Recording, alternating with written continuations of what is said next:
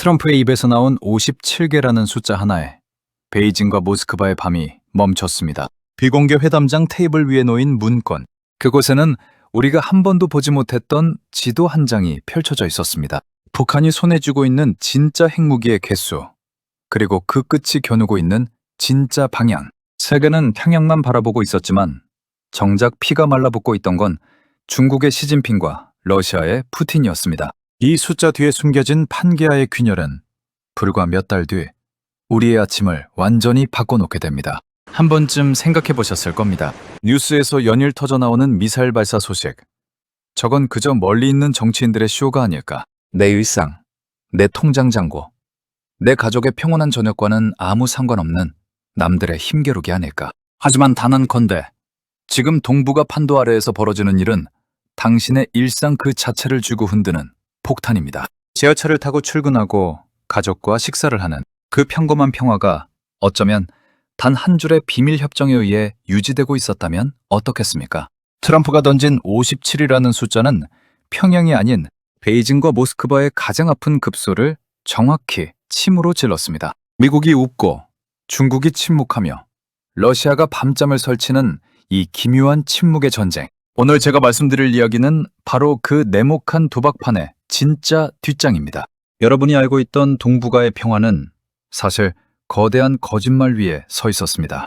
2017년 가을, 베이징의 중난하이. 중국 책임일 안보회의실의 조명이 밤늦도록 꺼지지 않았습니다.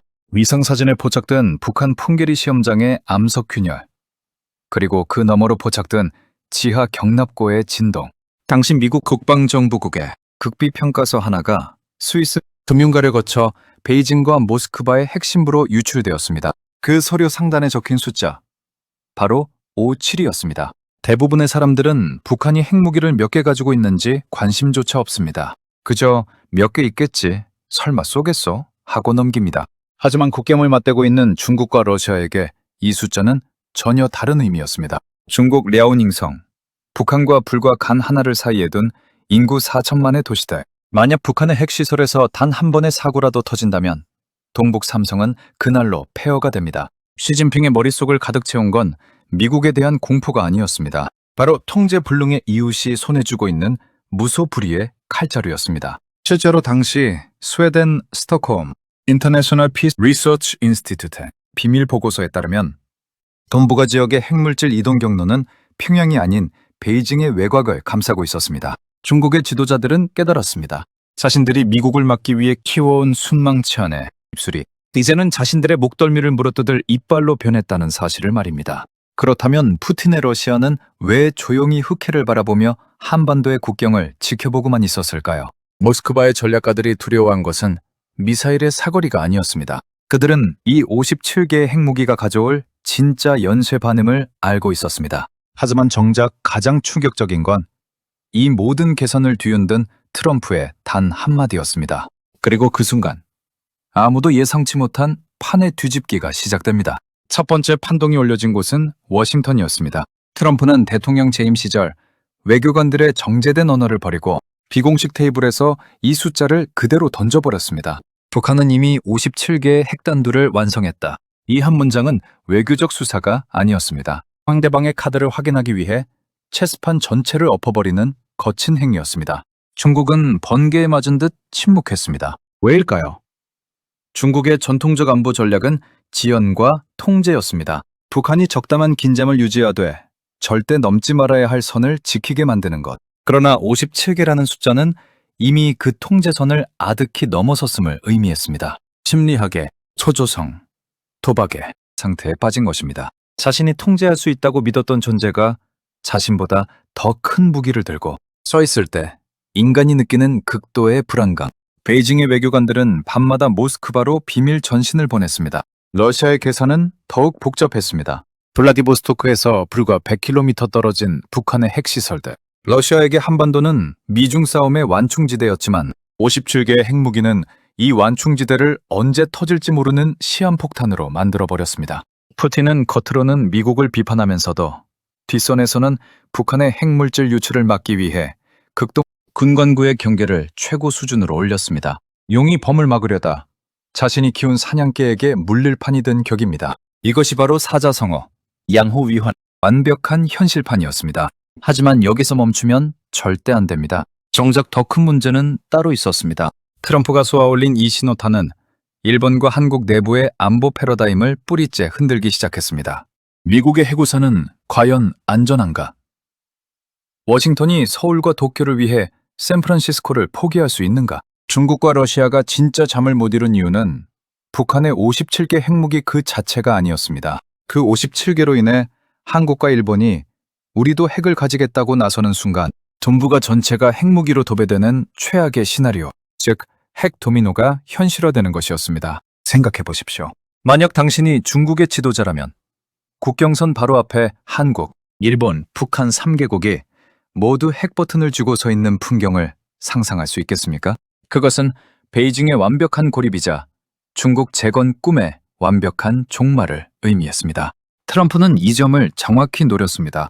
자신의 손을 더럽히지 않고 숫자의 공포만으로 중국과 러시아의 목을 죄어가 간 것입니다. 그렇다면 이 아슬아슬한 체스판 위에서 정작 북한은 어떤 선택을 내렸을까요? 그들은 자신들이 쥐고 있는 카드가 생존의 밧줄인지 아니면 자신을 목목 조는 밧줄인지 알고 있었을까요? 이제부터가 진짜입니다. 그 이면에는 아무도 몰랐던 금밀 협상과 배신의 기록이 숨어 있었습니다. 여기서 수많은 언론이 놓쳤던 단 하나의 진실이 밝혀집니다. 모두가 57개의 핵무기라는 숫자 자체에 집착하고 있을 때 스위스 제네바의 한 어두운 호텔방에서는 전혀 다른 대화가 오가고 있었습니다. 미국과 중국의 실무진들이 비밀리에 만난 그 자리, 미국 측 대표가 던진 종이 한 장에는 핵무기의 위치가 아닌 핵물질의 출처가 적혀 있었습니다. 그래서 처음에 시작부에 풍계리 지하 경납고의 진동과 유출된 서류 장면이 나왔던 것입니다. 그 진동은 단순한 핵실험의 여파가 아니었습니다. 러시아의 기술과 중국의 히토리오, 그리고 스위스 은행의 자금이 얽히고 설켜 만들어진 강대국들의 방조가 낳은 비극이었습니다. 중국과 러시아는 자신들이 묵인해준 작은 균열이 57개라는 거대한 괴물이 되어 돌아왔음을 그제야 깨달았습니다. 러시아의 한 퇴역 장성은 훗날 사석에서 이렇게 털어놓았습니다. 우리는 그들이 작은 칼을 쥐고 있다고 생각했다. 하지만 문을 열었을 때 그들은 방 전체를 날려버릴 스위치를 누르고 있었다. 선택의 대가는 혹독했습니다. 중국은 미국과의 무역전쟁 한복판에서 북한이라는 부담을 안은 채 대미 협상력을 완전히 상실했습니다. 러시아는 우크라이나 전선으로 눈을 돌린 사이 자신들의 동쪽 국경이 누구의 통제도 받지 않는 무법지대가 되어가는 것을 무력하게 바라봐야 했습니다. 97개라는 숫자는 북한의 자랑이 아니라 동북아 3대 강국 모두를 자멸의 늪으로 끌어당긴 사슬이었습니다. 차가운 새벽, 미사일 기지의 철문이 닫히는 소리, 그리고 모니터 노이즈 소리만이 정적을 깨뜨렸습니다.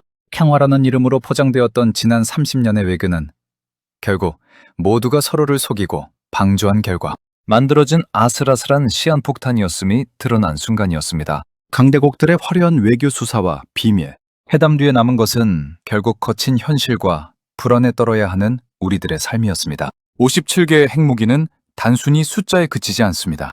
그것은 언제든 우리가 누리는 이 평화로운 일상을 순식간에 앗아갈 수 있는 냉혹한 현실의 경고장입니다. 우리는 지금 어떤 시대를 살아가고 있습니까? 거대한 강대국들의 계산법 사이에서 정작 내 가족과 내 삶을 지켜내기 위해 우리는 무엇을 바라봐야 할까요? 오늘 밤 뉴스창을 닫기 전 잠시 생각해 보셨으면 합니다. 우리가 당연하게 누리는 이 정적과 평화가 얼마나 아슬아슬한 균형 위에 서 있는지 말입니다. 만약 여러분이 그 폭풍의 한가운데 서 있는 외교관이었다면 당신은 과연 어떤 선택을 내렸겠습니까? 그리고 지금 이 순간에도 소리 없이 지각 변동을 일으키고 있는 이 동북아의 현실 속에서 여러분은 어떤 생각을 하고 계신가요? 감사합니다. K 스토리텔링 채널이었습니다.